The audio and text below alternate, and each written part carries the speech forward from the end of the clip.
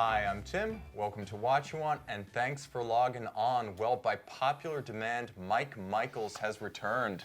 Thanks, Tim. Welcome back, Mike. It feels so good to be back. He never disappeared, but he had a heck of a backlog after we moved up from Miami.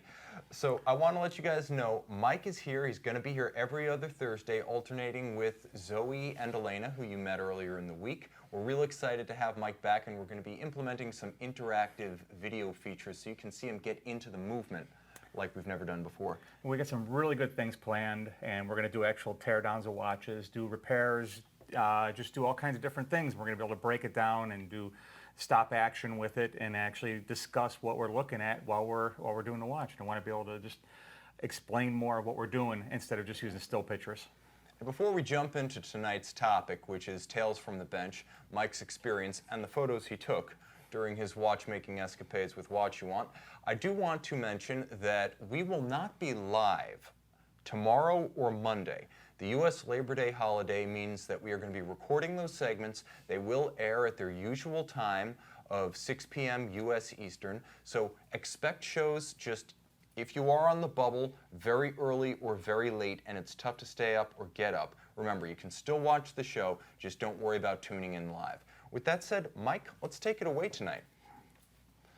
So the first thing we wanted to discuss was basically Omega certified service, and you had some coaxial components to walk us through. Right. These are the tri-level coaxials, and it's some of the newer technology that we're finding in watches, and especially with the tri-level, and this is actually out of an 8500. The tri-level, it's the final or the current it's the evolution of the current coaxial. execution as what they are in the coaxial. They've reduced a lot of the friction. They reduced a lot of the problems, and it's just one of the coolest things seeing that little star wheel. It looks like one of the little Japanese throwing stars, and but it's the size of that. It's we're talking about something that's less than 3 millimeters in diameter. It's just a beautiful piece. It's a beautiful piece of craftsmanship, and the proper lubrication is essential in it. And that's one of the things that, with the OWME certification, that they make sure that you know how to lubricate this and adjust this. There's really no adjustment in the escapement, but you do have a lot of checks in the escapement and special tooling that you have to be able to use and properly use to check the escapement and make sure the draws and drops and the locks, everything's correct. And I think we should emphasize when we talk about the tri-level escapement with the coaxial, all the coaxial really is a different kind of escapement that in the latest evolutions has 3 levels. And the pallet stones themselves operate on 3 different levels with escape wheels that operate on 3 different levels. So these 3 levels alternate with each other, creating tangential contact between the stone and a very highly curved, you compared it to like a Japanese shuriken, like throwing star? It's really curved. It's at one point they called, wheels like this or teeth like this wolf's teeth, but this just takes it to another level where the coefficient of drag is almost non-existent. And the evolution of the coaxial, of course, it started in 1999 with 2 levels, and it started out 2 levels and kind of ominously unlubricated. Right, yeah. There's been so many different lubrication specifics with that. And I remember when I took my first training course on this 10 years ago, I had one of the original training manuals for it, and it was so outdated that they didn't even remember that they actually oiled the pallet arbor at one point. That's something we would never ever consider in any kind of watch. But at one point, I kept that one too, just because they had no idea, and they were changing it every 3-4 months. They were coming out with different lubrication techniques, and so these service manuals would come out, and the service manuals would get updated all the time, and it was growing pains. But the tri-level compared to the bi-level is it's head and shoulders above everything else. It's because every level does what it's supposed to do. It's not a dual purpose level. And it's lubricated. Yeah. So now it's worth mentioning, guys, if you're wondering, where can I find the tri-level coaxial? Mike, what movements have the tri-level coaxial? The 3300 series has it in the Cs. The 3300Cs, 3301C does have the tri-level coaxial, and also the 8500 and anything else, anything newer. So I think we're looking at the C editions, there was A, B, and C. So the C evolutions of the 3300, what about the 2500? That too? 2500, I've heard that there are some. I haven't seen any in the Ds. The Ds is still a bi-level. I have not seen a tri-level in a 2500.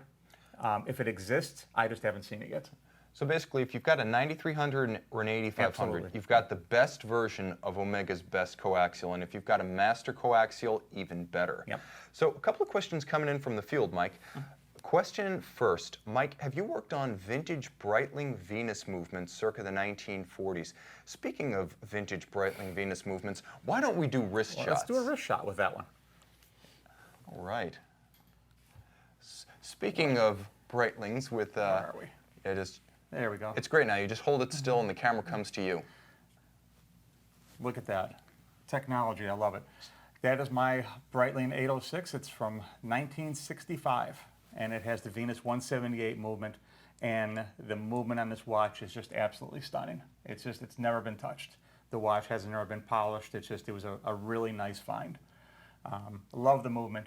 Really a technical column wheel chronograph movement. And you could see the AOPA, the Aircraft Owners and Pilots Association wings on the dial of this watch. A lot of folks don't realize that Breitling actually developed the Navitimer 806 in conjunction with the AOPA during the mid-50s. And so the wing logo is part and parcel to the heritage of the watch. But this one is so crisp and new, you could almost cut glass with the knurling of that bezel. Yeah, the edge is so sharp. Like I said, it's never been polished, and I debated what to do with it, and the only thing I did with it was I took the case apart, cleaned it, polished the crystal, and I believe it's the original crystal because I have a little bit of crazing around the edges. The pushers are even missing the caps, or they're missing the gold caps on the end. Yeah, they just wore off. It's just a beautiful example of a survivor.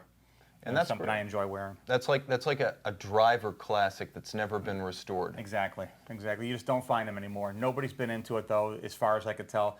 The screws on the movement are just beautiful, and the copper's still in place. But to go back to the question on the Venus movements, I've worked on them, worked on quite a few of them, and it's a very technical movement. It's not that far removed from the Val 72. Okay. As far as just how it functions. Pretty much everybody along those lines around the same time were manufacturing movements with the same philosophy. They just had different manufacturers, different ideas. You'll find your little idiosyncrasies here and there, but for the most part, it's a straightforward service. There are parts available. You can even find a lot of the parts on eBay. The only really different chronograph movements from that first half of the 20th century, you're going to find stuff like the Pierce chronographs, a very early implementation of a vertical clutch, and from about 1940, the Landeron cam chronographs that were the early cam-operated chronographs. Otherwise, Venus 178, Val 72. Yeah, comparable, very comparable. The one thing you can notice, the one easy way to tell what's inside the watch is where the orientation of the pushers. Yes. Where if you have the asymmetrical pushers, then you don't have there's no Val 72 in there. Okay, so now we have some other interesting topics of discussion tonight, guys. We're going to kind of alternate between our topics and your questions. So if you've got a question, we're not ignoring you. We're just alternating for the sake of moving the program along. So we also have bad watchmaking, and we've got bad watchmaking 1, 2, and 3. Let's start with bad watchmaking 1. What's going on here? Bad watchmaking 1 is a horrific example of a Patek Philippe 240, and it's just, we don't know what happened to this movement, what somebody did to it. It's one of the worst that I had seen, and this was some time ago I came across this watch, and when I was asked to pull some pictures up, I was reminded about this one. So this watch actually went back to the factory to get some love because there's nothing we can do to it. When we saw this watch, when this one actually came in, and like I said, this was some time ago, but what happened to the watch, I have no idea since then. But I don't know how far they would even go. But as you can see, the watch does have the Geneva seal right there, and it's just completely scraped away. And it's disfigured around the Geneva seal. It's almost like someone tried to hit the screws and missed 50 times. That's why I took that picture. It's exactly why I took the picture with the Geneva seal there. And that's the kind of stuff we look at, both when we're looking to purchase a watch, recondition a watch, anything we're doing, we're looking at what kind of love that watch received. And somebody was into this watch that shouldn't have been anywhere around it. And that's the amazing thing, where they just didn't know what they were doing. So be careful out there. You know, if you're looking to buy a watch, know your watchmaker, know where the watch came from, know what they're trained and certified in, know that they understand this. You know, I would have been embarrassed if someone did this on a 2824, you know, let alone anything Geneva seal. Yeah, and this, guys, this is why you don't pay to have some local guy who says he's good with Patek do a $200 service on your caliber 240 micro rotor. It's worth putting up more money to get someone who knows what he's doing. Thank you. To work on your watch.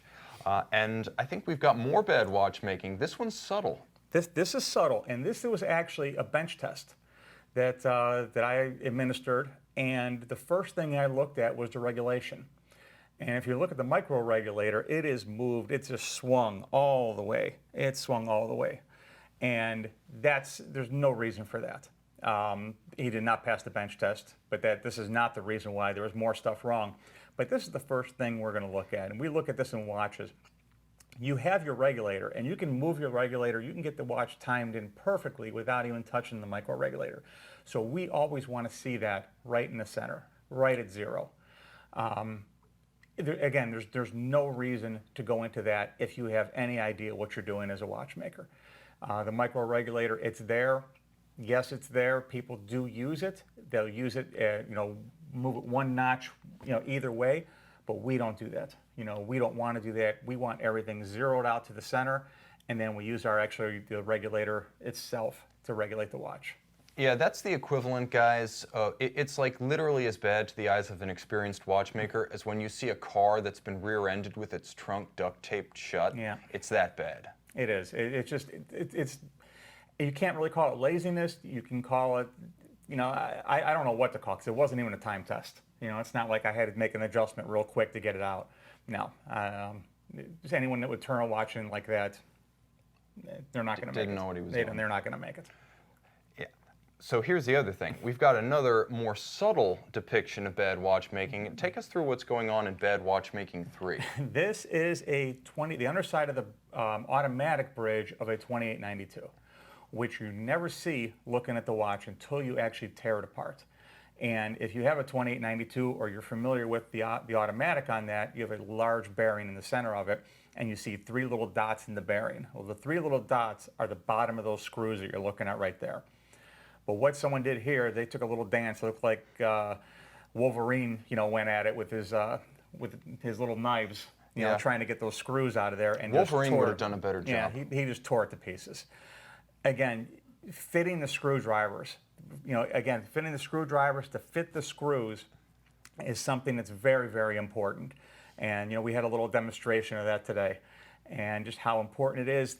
So when a screwdriver actually slides in there, it doesn't slide off. If it slides off, then you're not doing something right. And just to dig in like that, and he didn't do it once. There's multiple gouges in that bridge.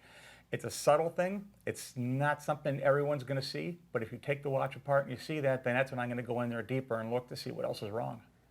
And to continue the car analogies, this is like finding a Ferrari Testarossa and it has 4 different brand tires on it and they're all old. You know to look deeper because something else something more important wasn't tended to. A couple of mixed match lug nuts in there somewhere. Exactly. Lug bolts in that case. Dead flies on the rear window parcel shelf, things like that. So bad watchmaking isn't just about being sloppy. You know, sometimes it's about jury rigging things, gluing things. Yes. I mean, I know where we're going with this one. This is one we showed before on the show where I took this picture probably 5-6 years ago, and I remember it came out of a show part of Mille Miglia, and I remember looking at this and just laughing because it's literally a $4 part. This is our date drive repair wheel, guys. And that's it right there. And to say you really can't call it bad watchmaking because he really fixed it. Yeah. He did a great job on this. You know, he could have finished it a little better. He did a great job. It probably took a couple hours to do this repair on a part that cost $4 to $5. And it absolutely amazes me. What I found in this watch, though, is he did not address the reason the finger broke, which is actually a clutch and an intermediate setting wheel. If that's not lubricated properly, that's when you have a problem. and that's what actually breaks the date drive wheels off. Date drive wheel breakage, we've talked about this in the show before. We're going to be talking about this all the time. On a 7750, date drive wheels break if the watch is not serviced properly. Now, you've also mentioned that 7750s among movements are particularly susceptible to calendar breakage. If you do, like some watches like Rolex, I'm not going to say do it, but if you set the time during the so-called danger zone, a Rolex movement is probably going to survive that. 7750, you're going to crash that. You're going to crash. You're going to tear, again, if it's not serviced right, if that intermediate wheel, which is actually a clutch, if it's not serviced properly, and we're going to get into that in further episodes, we're going to actually demonstrate what we're talking about and show the improper or the proper way to do it and how it's tested. If that's not proper, then what's going to happen is either that finger is going to break off that we're looking at right there that somebody made and reattached, or it's going to tear a finger off the calendar wheel itself, which is only aluminum. And that calendar wheel, when it comes around again, whatever date that's broken on, it's not going to pass when it gets there. So it'll work for 30 days, and that's about it, 31 days. This is something else that somebody fixed. They did a nice job, but there's no reason to do this, and they didn't address the basic reason that he had to make this repair. So the person had good manual skills. What he didn't have was an understanding of mechanical theory, because he didn't know where this breakage was coming from. Exactly. That's not the wheel that breaks. It's not the reason that we have this issue. So I want to give a shout out to some of our users who are joining us: Juan, Eddie Landsberg, Adam Brown, Alexi Simola, Louis RS, Ike. Hey Ike, coming to us from Houston. Stay strong, man. And I appreciate you that you're tuning in, given what's going on there. Definitely appreciate your time and attention. I also want to give a shout out to Andrew Holt, Don Rogan, Clive, Don Gizzle 615, our most notable scorpion breeder from Germany. Welcome back. It's been a while, Don, but good to see you there. Okay, questions coming here from Captain Z. This is something I've tackled in the past, but I'd love to hear how you describe it. Difference between a cam and a column wheel. Okay, you have the easiest, I guess the best demonstration of that is going to be the CH27. Yes. To the Mega, to the how they changed it in the moon watches. The CH27 had a column wheel, and it's basically an on-off, rotating on-off switch that has little pins that stick up, and as they rotate, it either allows a droppage or it pulls it out. So you either you're engaging the wheel, or you're lifting it out, depending on your orientation of the wheel. Column wheels are beautiful. They're very smooth, and they have a very direct action. I love column wheel watches. You don't see a lot of them anymore because they require more maintenance, they require more adjusting. Zenith El Primero is a column wheel. Yes. They still use it. There are other manufacturers that are using them. Some have double column wheels that they have split seconds. And again, the column wheel, what I like about it the most is the feel. We have a feel, it's start-stop. It's very, very smooth, the start-stop on it. The thing about a column wheel, guys, if you want a visual, I'm just going to throw this out there. It looks like the crenellated tower of an old castle. Yeah. And these horns that are the tips of the chronograph actuation levers, they jump into and out of the space between those castle crowns. And so it's very crisp because you have that firm sliding action of the horn into and out of the gaps in the columns. The thing is, when you have a cam, you have something that's sturdier. I mean, it can take more shock. It's also cheaper to make because there's a lot less fine adjustment to make everything pop in and out correctly. The cam is just brute force. It moves back, and they typically have them layered like a sandwich, right, so that different parts of the cam are on a different plane, and each one has its own dedicated set of levers that moves it back and forth. That's why sometimes, because of the sliding action of a cam versus the popping action of a column wheel, people say that a cam often feels kind of soft to use, whereas a column wheel has strong detents. One thing on the column wheel, and this is what I've seen servicing many of them, is you'll see some of those little towers broken off. And how those get broken off, people always ask, what happens, how did this happen? If you try to reset a column wheel when it's running, and then you're actually forcing the reset into one of the pins, and they'll just shear off. So we've seen that. I've seen that quite a bit. Still, column wheel chronographs are absolutely beautiful. They're beautiful to work with.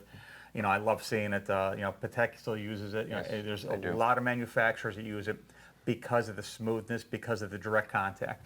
when you have the cams, the cam is basically, it's an oblong cam that either pushes down and, like Tim said, pushes a lever down or lets the lever up. It's direct force, and it just pushes things together or pulls them apart. And I want to throw out there, I would never, ever say categorically that either is always better than the other. A lot of times it comes down to how much tension goes into the individual movement. And I had a Vacheron Constantin Medicus chronograph with a gorgeous version of what we would conventionally call like the caliber 1861 in an Omega Speedmaster. The only difference was it was twin register rather than 3.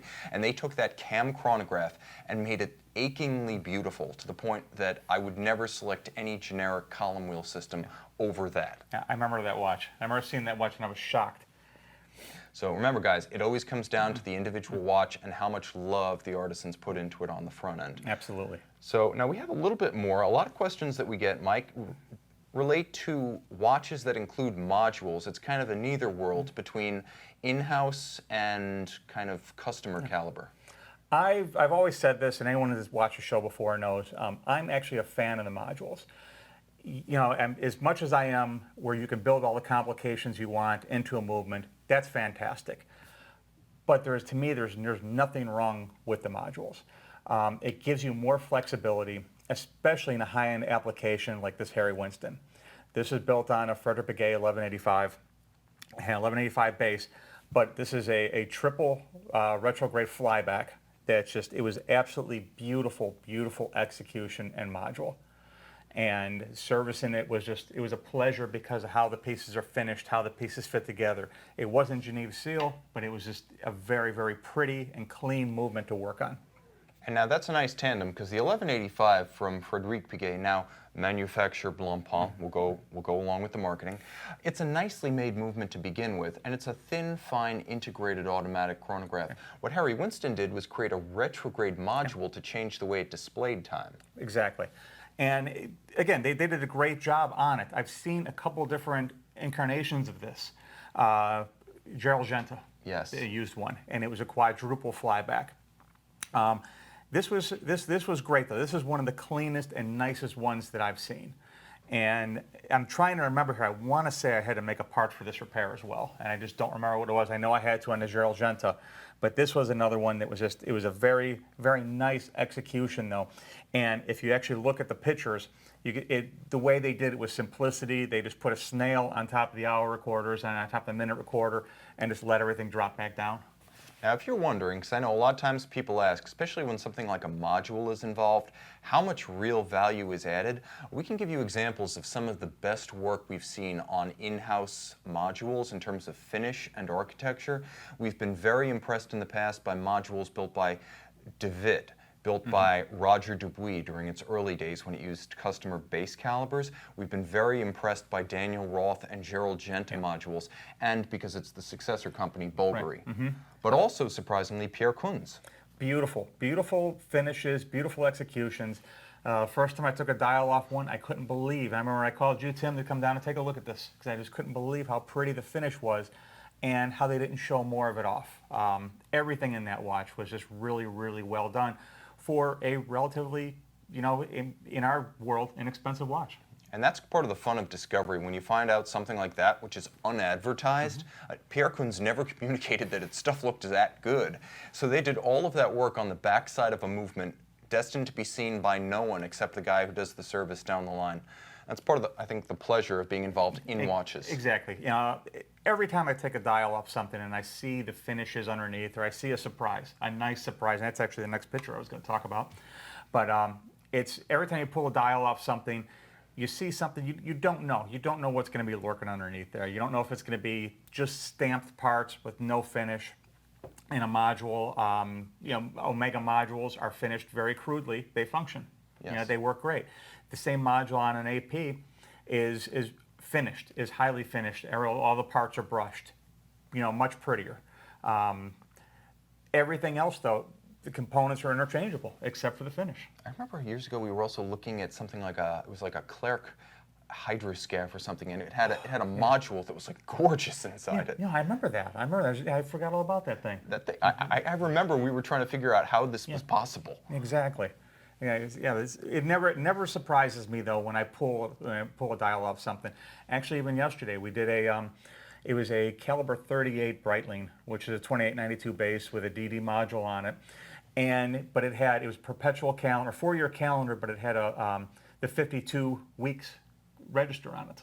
Okay. And just one more little finish on it, but all the parts inside that one, they were all brushed and they were polished edges. And it's just something you don't see in those modules anymore on the current Breitling modules. So we got a couple of questions coming in. Before we jump to our Franck Muller, I want to vector some questions. This is from one of our users in the box, and he's asking, Mike, are column wheel chronos necessarily vertically clutched, and are all cams horizontal?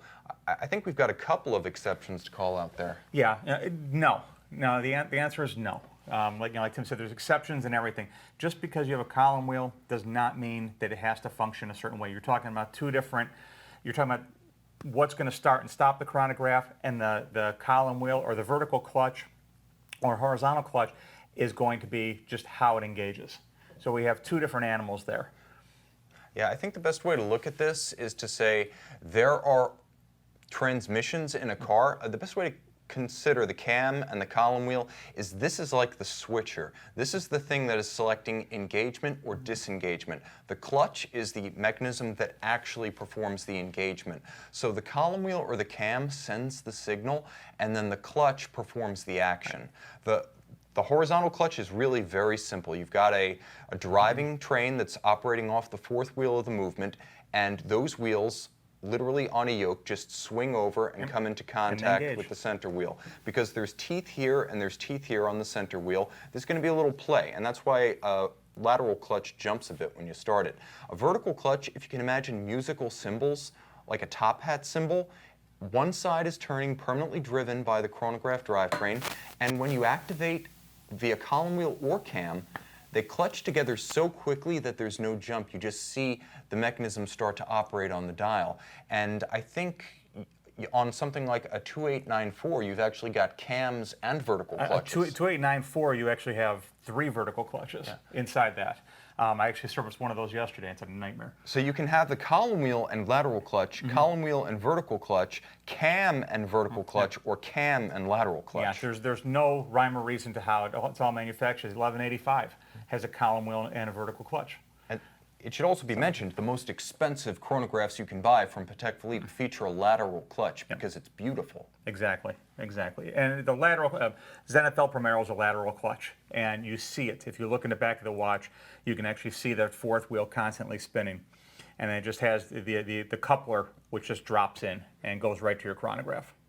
So guys, if you want to know good-looking automatic chronograph, the Zenithal Primero, because you can see everything that's happening. Absolutely. So now we have another module, this one from a different part of Switzerland and a different brand. Franck Muller, Master Banker. This was a surprise. It was a Master Banker that has the twin time zones. And when I pulled the dial off to do the service, I was curious of how they did it.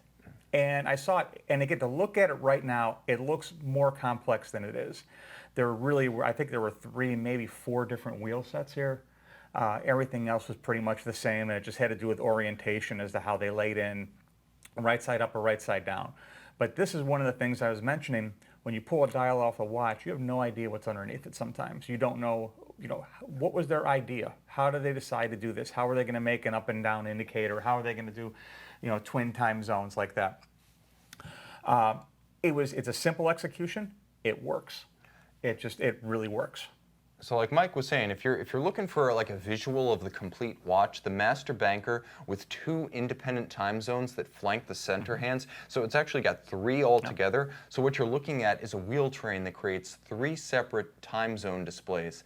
And it's amazing that this can all be done with wheels, but it was interesting that when we were at the Patek Grand Exhibition, the distinction between wheels and levers with annual versus perpetual calendars had like an astronomical, like geometric increase in price and complexity associated with it. Exactly. This is the simplest version of a complicated watch. So basically anything that can be done with wheels can be mass produced with relatively little fine adjustment. As soon as wheels and levers come into play, even if there are less parts absolutely, more fine adjustment has to be done. That's the difference between Patek's annual calendar and the perpetual. Exactly, exactly. So we've got one more really interesting set of photos from a CH27, which you folks will know as the movement descended from the Omega 321 pre-moon column wheel caliber, and as used in Patek Philippe in the 5070. And this one's actually in a Roger Dubuis. And it was just, this is a beautiful finish, Geneva seal watch. And Tim, you and I have talked about this, you know, how much we would love to see this show back up in a Speedmaster. And, you know, whether it will someday, we don't know. But, you know, it's just a beautiful, beautiful movement. And to see one finished like this is just, this is the pleasure. This is when you're working on a watch that you really enjoy it. You have the complexity of a CH27, low beat, everything else is the same. Balance is like a third of the width of the cool exactly. caliber. It's massive. The balance is absolutely massive. But you have the high finish. You have the high grade finish of Geneva seal with the screws. Everything is done. And it just, the time difference to service this as it would be to service a 321, it's 2 to 3 times the length. You know, just by how you have to take the watch apart, how you have to care for everything when you take it apart. Just don't let anything touch each other. And like you said, you sharpen your tools to fit into the screw slot, but not to bottom out. Yeah, never bottom out a screw. So guys, if you're looking at this image, actually, since we just talked about column wheels, you'll notice in the upper corner of the image a capped Geneva style column wheel. With the cap itself black polished. The point of a cap on a column wheel is to make it more shock resistant so the horns of the levers don't pop out if you really shock it by accident. So you can see what a capped column wheel Geneva style looks like right here. And that's something they didn't do on the original 321s. You know, in the Omega application, it was never capped. It was just had a regular screw on top of the column wheel. And when Mike and I say we'd like to see this caliber back in an Omega, we mean we would love to see Omega find like 50 new old stock movements, finish them beautifully, and stick them in there. Think Panerai PAM 21, Panerai PAM 203, a vintage new old stock movement stuck into a modern watch as a tribute that unites the classical era and the modern era in one watch. And I think people would go nuts, and I think folks would sell redundant organs to buy them. I think you're right. Look how they did with the Speedy Tuesday. Yeah, I mean, the Speedy Tuesday was a mass-produced watch. Unbelievable. So now we have a little bit of a case study in working on delicate componentry. Yeah, last one we brought along. This is a main plate off a Chrono Swiss. A Skeleton 7750. Yeah, Skeleton 7750, and this is one of the thinnest or the least amount of metal I've seen on a 7750 main plate, and they did a really nice job on this. Again, not a super high-end watch, but they did a really, really nice job on it. It was skeleton watches because of the material you removed. You have to be so delicate. When you put the watch into a movement holder, you only use a round movement holder. You'll never want to clamp this in anything because it's going to actually distort it. And as soon as you start distorting it, you lose your depthing, your tooth to pinion depthing, and the watch is never going to perform the way it's supposed to. It's almost like you're working with glass. It's broken or it's not, and there's no going back. Exactly. You're never going to get it around again if you deform this. You know, if you hold it, manipulate it in any way that it shouldn't be, you're done. It's never coming back. So this is kind of what you're looking at. You're looking at a fine line between an artist's expression and an engineer's requirement for function. Like that's what makes watches incredible. I've seen fantastic modern art by Jackson Pollock, Jasper Johns, masters of their individual genres in sculpting and paint and performance. And the one thing you can always say about the work they do is that it never has to meet engineering criteria. This is where the two meet. You're absolutely right. You have a minimal criteria. That was a great way to put it, because you have torsion, you have a lot of different, a lot of physics going on inside of the watch in between those plates. You have a lot of pressures. You have radial tensions. You have, it's a very violent thing going on inside there. And to be able to cut a watch away and have as minimal as possible in there, you know, it was pretty cool to do the service on this one. So you tighten a screw too much, it's not going to work. Exactly. You know, I mean, it was that thin. How do you adjust end shake on those stones? Very carefully. Very Horiatol. We'll be demonstrating that at some point as well. Believe it or not, you can adjust the fitting of those jewels inside the plates themselves. And we will do that. That's going to be, I have a video on that. So we have some questions coming in from the field. I want to acknowledge everyone who's joined us. TX240, Jogbird, The General, Mr. Natural, Eradicator 7, Captain Z, Jordan Thompson. A comment from Philip Peachy. What is going on in the YouTube watch videos? They all seem to be at each other's throats. I'm happy to say we're the antidote to that. There's none of that here. We like the rest of the YouTube watch community. We're all friends here at Watchuwant. We live together, we work together, we traveled 1,000 miles up I-95 together.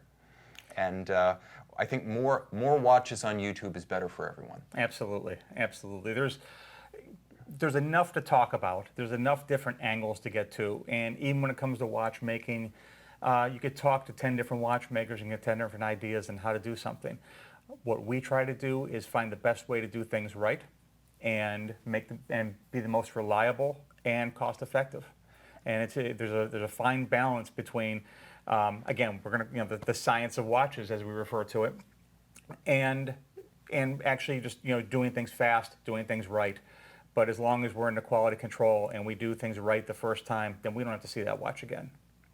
Good stuff.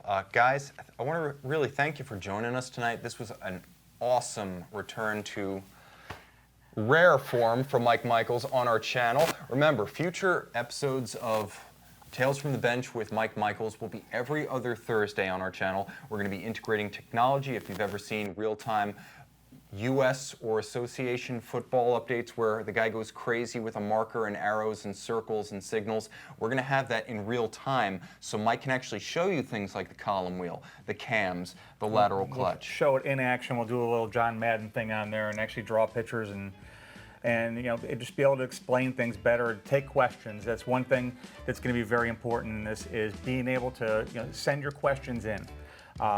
Get your questions into me, and then I'll be able to help break those questions down in the coming weeks. And because Mike is always the most active social butterfly in social media, he's got an Instagram account that you've got to follow. Mike, what is it? Michael R. Michaels. There you go, on Instagram. Get inside the watch with Mike. Okay, guys, remember, if you're just tuning in, we're not going to be live on Friday and Monday, so don't get up early, don't stay up late, but rest assured, 6 p.m. U.S. Eastern, we are going to be going on air with a wonderful taped show.